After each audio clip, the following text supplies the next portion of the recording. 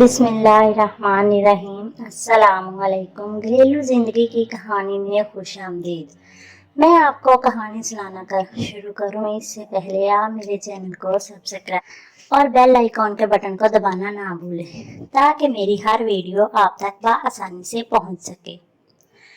ये कहानी एक ऐसी लड़की की है जिसको बचपन से ही शौक था कि वो शहर में शादी करे और शहर की पक्की सड़कों पर हील वाली जूती पहनकर चले।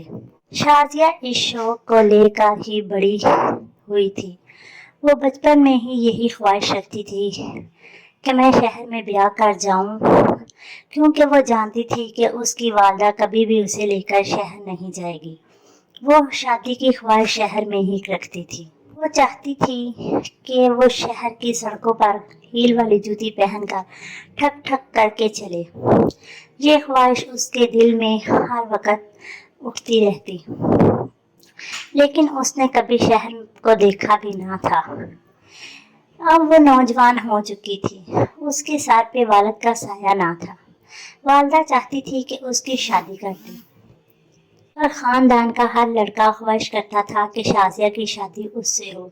एक तो शाजिया इंतहा से ज्यादा खूबसूरत थी और दूसरा उसका एक मरबा जमीन का था, लेकिन शाजिया को जमीन से कोई लगाव ना था। चचा भी चाहता था कि शाजिया उसकी बहू बने, लेकिन शाजिया की ख्वाहिश को सामने रखते हुए वो रिश्ता ना ले सका और वो चाहता था कि अपने भाई के बेटी को उसकी ख्वाहिश का लड़का मिले, क्योंकि उसके भाई फौत हो चुका था और वो अपने भाई की बेटी को खुश देखना चाहता था।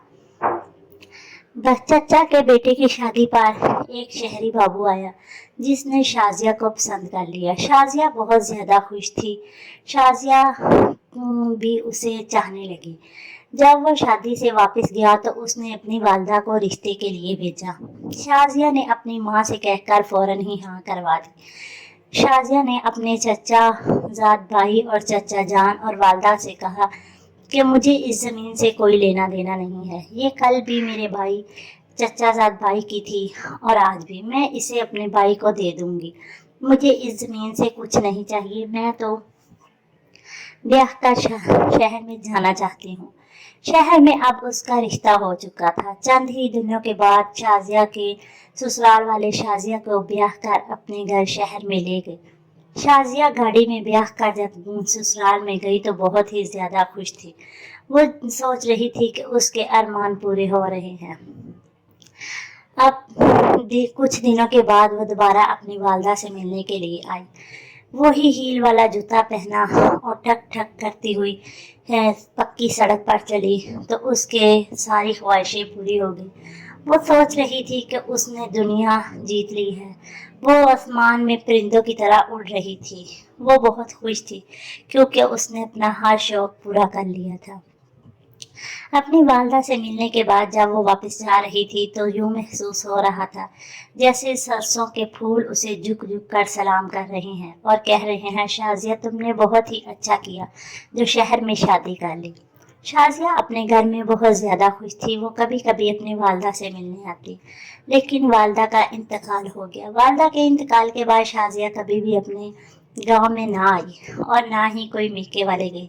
जब शाजिया यहाँ ना आती तो पीछे भी कोई ना जाता, हालांकि सका चाचा और चचा जाद भाई भी, क्योंकि शाजिया भी नहीं आती थी। वो समझते थे कि शाजिया अपने घर में बहुत ज्यादा खुश है, इसलिए वो हमारे पास नहीं आती। जब वो नहीं आती तो हमें क्या जरूरत है उसके घर जाने की। शाजिया की एक एक करके 7 बेटियां हो गई। बेटियां नौजवान होना शुरू हो गई।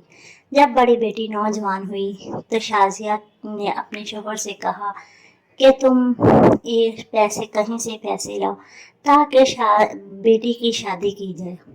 शाजिया का शोहर परेशान था कि बेटी की शादी के लिए कहाँ से पैसे लाए जाए। वो तो हाईवे के महकमे में एक छोटा सा मुलाजिम था। उसकी 12,000 रुपया तनख्वाह थी, जिससे वह मुश्किल घर का खर्चा चल रहा था। उसने बहुत बड़ा घपला किया जिसमें 10 लाख का था। उसने सोचा कि इस 10 लाख से मैं अपनी 3 बेटियों की शादी कर दूंगा। اس سے چند دن پہلے ایک آدمی نے 50 لاکھ کا گھپلہ کیا تھا، وہ بھی شازیہ کے شوہر پر پڑ گیا اور شازیہ کا شوہر جیل میں چلا گیا۔ وہ 10 لاکھ بھی چلا گیا اور اوپر اور بھی قرضہ ہو گیا۔ شازیہ بہت پریشان رہنے لگی۔ بیٹیوں نے وقت سے پہلے ہی شازیہ کو بوڑھا کر دیا تھا اور اوپر سے شوہر کی پریشانی اسے دن بہ دن کھائی جا رہی تھی۔ شازیہ بیمار رہنے لگی۔ ڈاکٹر کو چیک اپ کروایا تو ڈاکٹر نے بتایا کہ شازیہ کو کینسر ہو چکا ہے۔ شازیہ بہت زیادہ پریشان تھی، نہ دوائی کے لیے پیسے نہ کچھ۔ پھر شازیہ کی طبیعت زیادہ ہی خراب ہوئی اور اسے سرکاری ہاسپٹل میں داخل کروا دیا گیا۔ سرکاری ہاسپٹل میں ایک گاؤں کا آدمی اپنی دوائی لینے کے لیے آیا تھا۔ جب اس نے شازیہ کو دیکھا تو شازیہ کے سر پر پیار دیا اور شازیہ سے حال حوال پوچھا۔ شازیہ نے اپنی ساری داستان اسے سنائی۔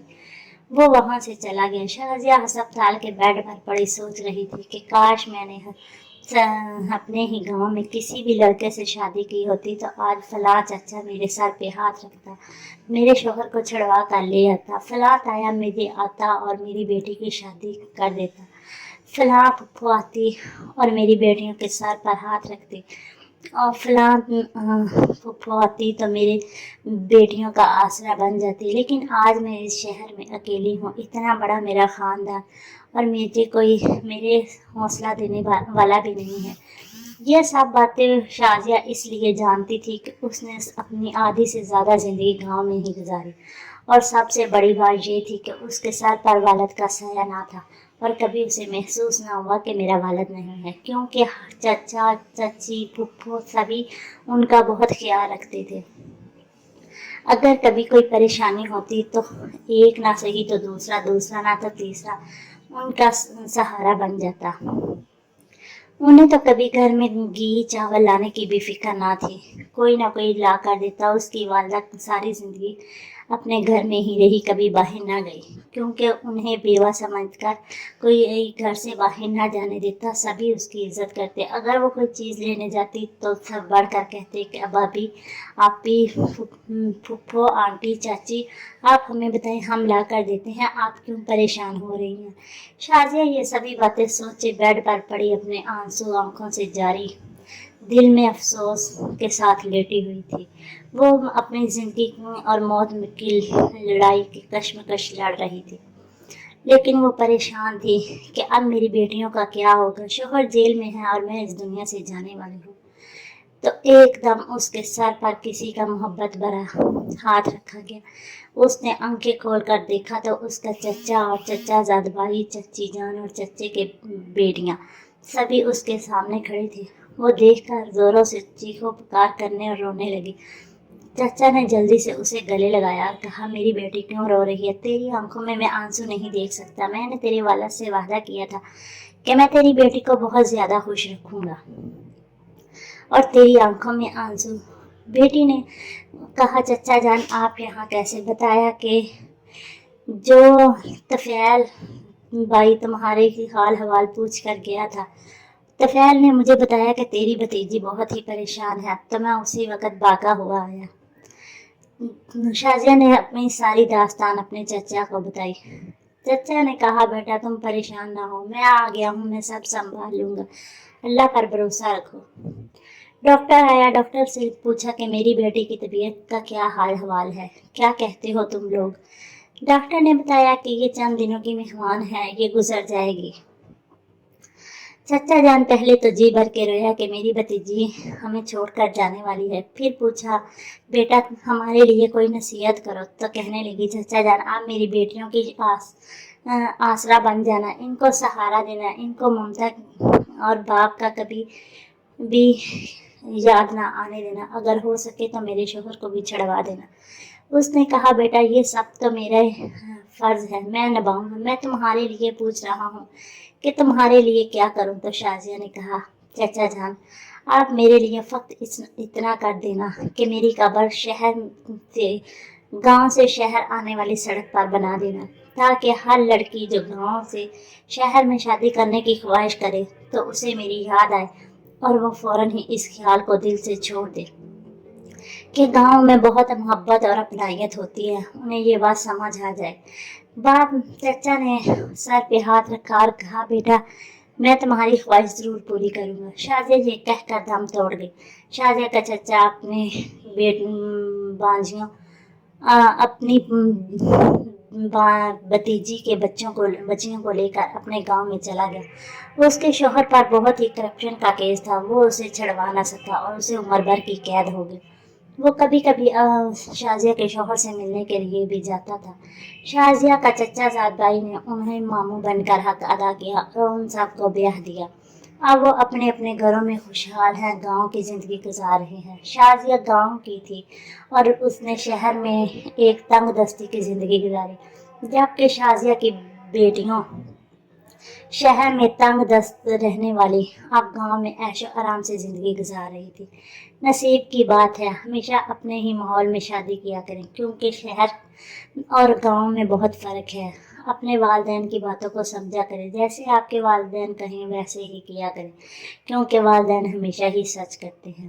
میری کہانی سننے کا شکریہ، ملیں گے نئی کہانی میں نئے سبق کے ساتھ۔ آپ کے پاس بھی اگر کبھی کوئی سبق آموز کہانی ہو تو مجھے ضرور شیئر کریں، کمنٹس کریں، لائک کریں، تاکہ میں آپ کو بھی اپنی کہانیوں میں شامل کر سکوں۔ میری کہانی سننے کا شکریہ، ملیں گے نئی کہانی میں۔ اللہ حافظ۔